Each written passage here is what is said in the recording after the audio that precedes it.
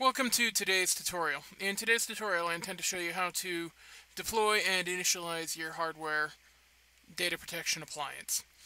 When you purchase your data protection appliance from Infrascale, it should come with a couple pages in the box that have some information that you're going to need.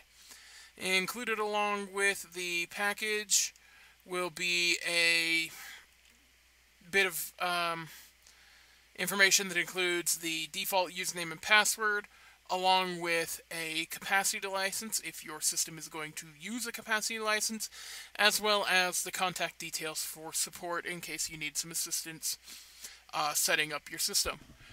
Once you have unpackaged the appliance and racked it up and connected all of the cabling, you will need to connect a monitor and keyboard for the initial configuration. Or you can connect the network cable to the IPMI and log into it using the IPMI like I have here. The IPMI port is the single network interface that's kind of off on its own, usually by the USB ports. That one is a special network interface. It can't be used by the appliance's OS, and it's just special, can only be used for remote management like I have here. Once you power it on and it comes up, it will get a screen like what I have here. If your network has DHCP enabled and the system can pull the IP address, then you'll get an IP address like I have here. If not, then you may need to, you will need to use a static IP address. To configure a static IP address, you'll just need to log in. The default username and password is admin, and password is rvxd2d2d. You can log in and configure networking. You'll need to set, you can set a short name if you'd like. You'll want to set a domain name. Whatever gateway you want to set, and then you can set the Ethernet information here, static, DHCP, whatever you'd like.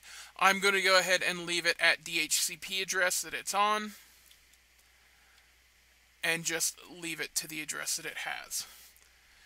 Once you have the address, you can go ahead and sign in using the same default username and password at the address here. So it's going to be, again, admin and rvxd2d2d. Once you log in, you'll get a screen, and the particular screen you get is going to change depending on the specific model number you have, and the specific licensing version you're going to have. If you have an Infrascale 1200, sometimes called the Cloud Backup Accelerator, the only option you will have will be this dashboard credential section. Or if you purchased your appliance using the hardware as a service license, then you'll also want to use the dashboard credentials.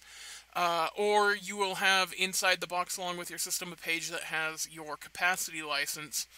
Again, just kind of depends on what particular terms of your purchase were, what you will use. If you have any questions regarding your which options you should select, feel free to contact support. The details should be on one of the papers that are in the box along with your system, or you can find those contact details on our website at infrascale.com/support. For this one, I'm going to go ahead and use a capacity license, which I happen to have here. Just type that in and validate, and that'll pull up the page where you actually select the options for the RAID. In this case, I'm using a 1500, which is not going to have very many options at all, but here you'll be confronted with an option for how you want to configure the RAID. In this case, we have a 4-disk appliance, and for this one, we're only going to have really RAID 5 or RAID 10. We're going to select we want to do RAID 5, and we want to use one archive disk with 3 disks in the RAID, which will give us the 8 terabytes that the license I'm using provides. So next, we'll click Next, and this will just give us a visual representation of how the RAID is going to be laid out. So that will give us the 3 disks in the RAID, the 1 archive disk, and this is how it's going to go. Click Finish, and that will initialize the RAID and reboot the appliance. Once this finishes, I'll pull the IPMI up here and we can see it start rebooting. Once this finishes, it will come up and you'll be able to configure your appliance to start doing backups. You'll be able to connect it to VMware if that's what you want to do, install agents, start doing your backups, etc.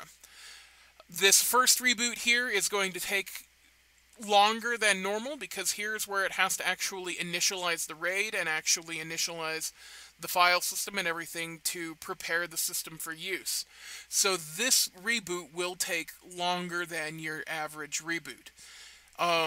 If it looks like it's stuck or you have questions regarding how long it's taken, probably better to contact support rather than try and reboot it, since rebooting during this process may cause it to not initialize properly, in which case we may have to force it to reinitialize and it'll have to restart the initialization process.